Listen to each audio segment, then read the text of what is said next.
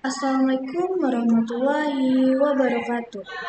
Perkenalkan, nama saya Ian Basra dengan NIM 22046192. Baiklah, pada kesempatan hari ini saya akan memenuhi tugas mata kuliah microteaching, yaitu tentang pendalaman materi, yang dimana judul pendalaman materi saya yaitu tentang perjuangan-perjuangan mempertahankan NKRI. Langsung saja, saya akan menjelaskannya. Setelah proklamasi kemerdekaan Indonesia pada 17 Agustus 1945, bangsa Indonesia menghadapi tantangan yang sangat besar. Meskipun Indonesia telah merdeka, kenyataannya bangsa ini masih harus menghadapi agresi militer dari Belanda yang ingin kembali menguasai wilayah Nusantara dengan dalih menegakkan ketertiban dan keamanan. Selain itu, juga adanya masuk tentara sekutu yang dibojongi oleh Nica juga menambah kompleksitas situasi. Upaya-upaya mempertahankan kemerdekaan Indonesia berlangsung dalam dalam waktu dari 1945 sampai 1949. Dimulai sejak proklamasi kemerdekaan dibacakan oleh Soekarno-Hatta pada 17 Agustus hingga pengakuan kedaulatan Republik Indonesia oleh bangsa Belanda pada 27 Desember 1949, yang dimana melalui konferensi meja bundar. Dan selama 4 tahun tersebut Indonesia melakukan berbagai upaya untuk mempertahankan kembali kemerdekaan dari ancaman-ancaman penjajah yang terutama dari Belanda. Perjuangan ini dilakukan melalui dua jalur utama. Yang pertama yaitu jalur diplomasi dan yang kedua perjuangan bersenjata. Di berbagai daerah, perlawanan rakyat meletus. Para pejuang dari berbagai latar belakang, baik tentara maupun rakyat biasa, bersatu padu mengangkat senjata dan mempertahankan kemerdekaan. Ya. Bangsa Indonesia menempuh dua jalur utama tadi. Yang pertama yaitu perjuangan diplomasi, yang dimana perjuangan mempertahankan kemerdekaan dengan perundingan-perundingan dengan pihak asing. Yang kedua melalui perjuangan bersenjata atau menggunakan kekuatan militer. Kedua jalur perjuangan ini saling melengkapi dan sering berlangsung dalam waktu yang berdekatan. Bahkan terkadang perjuangan bersenjata menjadi di sela-sela perjuangan diplomasi. Perjuangan diplomasi merupakan mempertahankan kemerdekaan selama kurun waktu 1945 sampai 1949. Terjadi beberapa perundingan penting yang menentukan nasib kemerdekaan Indonesia, yang diantaranya adanya perundingan Lingkarjati, yang dimana perundingan Lingkarjati merupakan salah satu perundingan antar Indonesia dengan Belanda. Perundingan ini menjadi perundingan penting awal yang kemudian dibatalkan sepihak oleh Belanda sebelum melancarkan aksinya, yaitu agresi militer Belanda I pada 21 Juli 1947. Kemudian adanya perundingan Renville, yang dimana perundingan ini terjadi setelah agresi militer Belanda I, yang dimana perundingan ini terjadi atas usul dari Komisi Tiga Negara yang dibentuk oleh PBB untuk menghentikan agresi militer tersebut. Perundingan ini menjadi upaya lanjutan untuk menyelesaikan konflik antar Indonesia dan Belanda melalui jalur diplomasi. Kemudian adanya kesepakatan Roem-Royen dan konferensi meja bundar.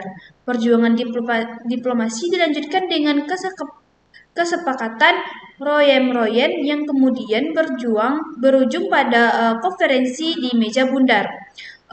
Konferensi meja bundar tidak hanya dihadiri oleh perwakilan Indonesia dan Belanda, tetapi juga perwakilan dari BFO, yang dimana BFO adalah organisasi-organisasi negara federal berbentuk Belanda. Konferensi Meja Bundar menjadi titik penting karena pada 27 Desember 1949 Belanda akhirnya mengakui kedaulatan Republik Indonesia Serikat dan mengakhiri upaya Belanda untuk menjajah kembali Indonesia. Kemudian selain jalur diplomasi, Indonesia juga berjuang mempertahankan kemerdekaan melalui perjuangan bersenjata, melawan tiga kekuatan asing yang berbeda. Yang pertama Jepang, Sekutu, dan Belanda. Meskipun Jepang telah menyerah pada Sekutu, pasukan Jepang yang masih berada di Indonesia belum sepenuhnya menyerah. Perlawanan tersebut, pasukan Jepang yang terjadi dalam pertempuran 5 hari di kota Semarang.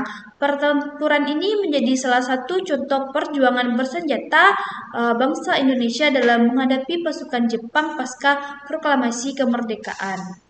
Kemudian Indonesia melawan pasukan Sekutu dengan kedatangan Sekutu yang diboncengi oleh Nica, yaitu pemerintahan semi militer berbentuk Belanda, mengakibatkannya terjadinya beberapa pertempuran di berbagai daerah di Indonesia. Di antaranya adanya pertempuran Surabaya, pertempuran Ambarawa, peristiwa Bandung Lautan Api, dan pertempuran Medan Area. Kedatangan pasukan Sekutu yang sebenarnya dianggap wajar oleh bangsa Indonesia berubah menjadi konflik karena pasukan Nica yang dibawa Sekutu bermaksud untuk menguasai kembali Indonesia. Dan ada beberapa perjuangan bersenjata melawan Belanda yang menjadi peristiwa penting yang dimana yaitu peristiwanya pertempuran Pupatan Margarana Agensi Militer Belanda II pada 21 Juli 1947, Agensi Militer Belanda II, dan terakhir serangan umum 1 Maret 1949. Agensi militer Belanda I terjadi setelah Belanda secara sepihak membatalkan perjanjian Lingkarjati. Setelah agensi ini, PBB membentuk Komisi 3 Negara yang kemudian menjadi perantara dalam perundingan Renville.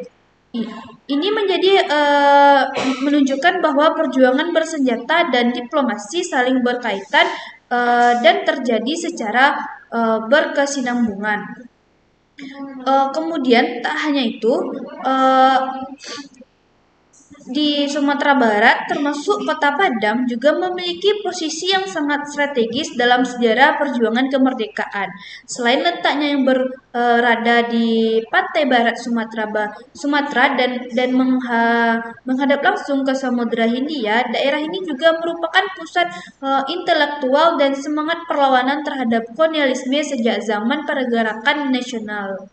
Tokoh-tokoh besar seperti Muhammad Hatta, Sultan Syahrir, dan Tan Malaka yang berasal dari Sumatera Barat, maka tak heran jika semangat juang rakyat Padang begitu besar dalam mempertahankan kemerdekaan. Setelah proklamasi, berita kemerdekaan Indonesia cepat menyebar ke wilayah Sumatera Barat.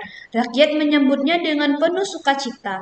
Namun, tidak lama setelah itu, tantangan mulai muncul. Pasukan Sekutu yang masuk ke wilayah Padang pada Oktober dengan membawa serta pasukan Belanda berusaha untuk kembali menguasai kota Padang. Hal ini juga memicu kemarahan rakyat dan mengobarkan semangat perlawanan.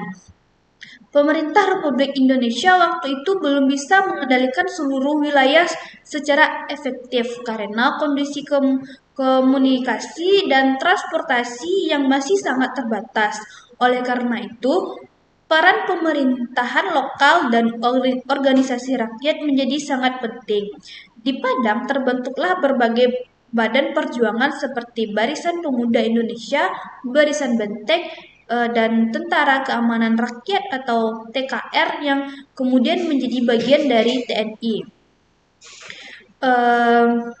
bentuk perlawanan rakyat Kota Padang pada kolonialisme itu yaitu ada ketika pasukan Belanda mulai menduduki wilayah-wilayah strategis di Padang, perlawanan rakyat semakin insentif. Salah satunya perlawanan paling heroik terjadi dalam bentuk pertempuran ge- gerilya karena kekuatan militer Indonesia pada waktu itu belum mampu menandingi kekuatan senjata modern Belanda. Taktik gerilya menjadi pilihan utama. Para pejuang memilih untuk mundur ke pedalaman di daerah Bukit Barisan dan dari sana mereka melancarkan serangan-serangan terhadap posisi Belanda di kota. TKR yang tadi dan Laskar Rakyat di Padang melakukan sabotase penghadapan logistik dan menyerangan kilat terhadap pasukan musuh. Meskipun pasukan Belanda lebih unggul dari segi senjata, semangat juang dan dukungan rakyat membuat para pejuang tidak getar. Bahkan dalam kondisi sangat terbatas, mereka terus memberikan perlawanan yang menyulitkan pihak Belanda untuk sepenuhnya menguasai wilayah tersebut. Salah satu peristiwa monumental dalam sejarah perjuangan mempertahankan kemerdekaan yang terjadi di wilayah Sumatera Barat adalah berdirinya Pemerintahan Darurat Republik Indonesia atau PDRI pada tahun 1947. 48 ketika Belanda melakukan agresi militer kedua dan hasil menangkap para pemimpin republik di Yogyakarta. Keberadaan Republik Indonesia hampir hilang secara formal dari peta dunia. Namun dengan sigap Syarifuddin Pariwinegara dan para tokoh lainnya membentuk PDRI di Bukit Tinggi, tidak jauh dari Padang yang menjadi penanda bahwa Republik Indonesia masih ada. PDRI bergerak secara menggunakan daerah-daerah sekitar Padang sebagai basis perjuangan. Meskipun bukan di pusat kota Padangnya, banyak tokoh dan rakyat Padang yang turut serta mendukung dan melindungi PDRI. Di Kota Padang ada kaum muda dan intelektual memiliki peran yang tidak kalah pentingnya. Para pelajar dan guru banyak juga terlibat dalam kegiatan perlawanan baik secara langsung maupun tidak langsung. Mereka menjadi penghubung informasi, mencetak selembaran propaganda kemerdekaan, menyebarkan berita perjuangan, dan mengorganisasikan perlawanan sipil. Gerakan pemuda dan organisasi sosial di Padang tidak hanya bergerak dalam aksi fisik melawan penjajah, tetapi juga dalam membangun kesadaran politik masyarakat. Mereka mengadakan diskusi, ceramah, serta pelatihan kepemimpinan untuk menyiapkan kader-kader perjuangan. Semangat intelektual yang tumbuh dari budaya Minangkabau dengan falsafah yaitu adat Basandi syarak Basandi Kitabullah menjadi landasan modal perjuangan mereka. Tak hanya kaum pemuda, perjuangan wanita juga kalah pentingnya dalam mempertahankan kemerdekaan Indonesia. Tidak bisa dilupakan peran wanita dalam perjuangan di Kota Padang. Banyak wanita yang terlibat sebagai kurir, perawat, pejuang yang terluka, bahkan ikut mengangkat senjata. Keberadaan organisasi wanita seperti peran wanita Indonesia menunjukkan bahwa perjuangan mempertahankan NKRI adalah perjuangan seluruh rakyat tanpa memandang gender. Meskipun Belanda akhirnya mengakui kedaulatan Indonesia pada konferensi Meja Bundar pada tahun 1949, perjuangan mempertahankan NKRI tidak serta-merta selesai. Di beberapa daerah termasuk Sumatera Barat masih ada ancaman perpecahan yang datang dari berbagai dalam negeri seperti pemberontakan DI atau TTI dan PRRI. yang dimana Kota Padang kembali menjadi salah satu wilayah penting menghadapi tantangan ini. Ketika pemerintah Revolusioner Republik Indonesia atau PRRI diproklamasikan pada tahun 1958 yang pusatnya berada di Sumatera Barat, Kota Padang menjadi wilayah yang dikuasai oleh PRRI. Pemerintahan pusat kemudian mengirim pasukan untuk menumpas pemberontakan ini. Namun dalam situasi ini banyak masyarakat yang bingung karena harus memilih antara kesetiaan pada pusat atau dukungan terhadap tokoh-tokoh lokal. Disinilah pentingnya pemahaman dan arti dari persatuan dalam bingkai NKRI.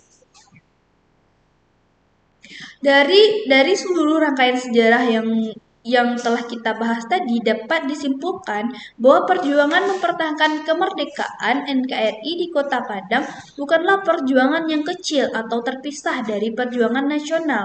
Kota ini dan masyarakatnya telah menunjukkan semangat yang luar biasa dalam melawan penjajahan, mendukung keberadaan Republik Indonesia serta menjadi keutuhan bangsa. Nilai-nilai yang dapat kita ambil dari perjuangan ini antara lainnya adanya semangat persatuan dan kesatuan, keberanian melawan penindasan, solidaritas antar warga, peran aktif masyarakat dalam perjuangan, serta pentingnya pendidikan dalam kesadaran politik dalam membentuk generasi penerus bangsa. Mungkin hanya sekian yang dapat saya sampaikan. Jika ada salah kata dan salah materi, mohon dimaafkan. Assalamualaikum warahmatullahi wabarakatuh.